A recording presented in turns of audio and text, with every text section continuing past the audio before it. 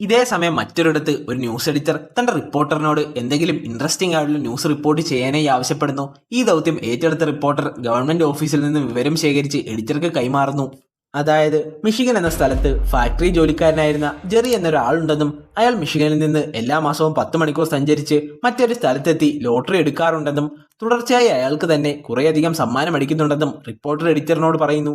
ഇത് കേട്ടതും ഇതിനെപ്പറ്റി നന്നായി അന്വേഷിക്കാൻ എഡിറ്റർ റിപ്പോർട്ടറിനോട് പറയുന്നു.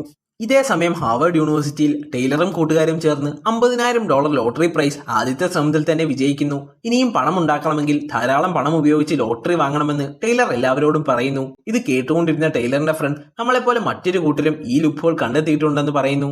അവർ ചുരുങ്ങിയ കാലയളവിൽ നമ്മളെക്കാളിലും പണം ഉണ്ടാക്കിയെന്നും അയാൾ കൂട്ടിച്ചേർത്തു.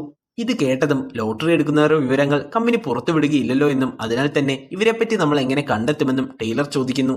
എന്നാൽ താൻ വിൻഫോൾ ലോട്ടറിയുടെ വെബ്സൈറ്റ് തന്നെ ഹാക്ക് ആക്കിയിട്ടുണ്ടെന്നും അങ്ങനെ തനിക്ക് എല്ലാ വിൻഫോൾ സ്റ്റോറിലും വിൽക്കുന്ന ലോട്ടറികളുടെ സെയിൽസ് റിപ്പോർട്ട് ലഭിച്ചിട്ടുണ്ടെന്നും വെറും 2 സ്ഥലത്തു നിന്ന് മാത്രമാണ് കുറേയധികം ടിക്കറ്റുകൾ വിറ്റുപോയതെന്നും അയാൾ പറയുന്നു. വെറും 2 മെഷീൻ ഉപയോഗിച്ച് ഇത്രയധികം ടിക്കറ്റ് പ്രിന്റ് ചെയ്യാൻ ഏകദേശം ഒരാഴ്ചയോളം എടുക്കുമെന്നും അതിനാൽ തന്നെ ഇപ്പോഴും അവർ ആ മെഷീന്റെ അരികിൽ തന്നെ ഉണ്ടാകുമെന്ന് ടൈലർ മറുപടിയായി പറയുന്നു.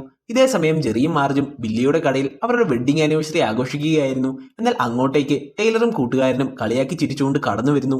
തങ്ങളെ കളിയാക്കി ചിരിച്ചുകൊണ്ട് അങ്ങോട്ടേക്ക് കയറി വന്ന അവരെ ജെറിക്ക് ഇഷ്ടമാകുന്നില്ല. അതിനാൽ തന്നെ അവരോട് അവിടെ നിന്ന് പോകാൻ ജെറി ആവശ്യപ്പെടുന്നു.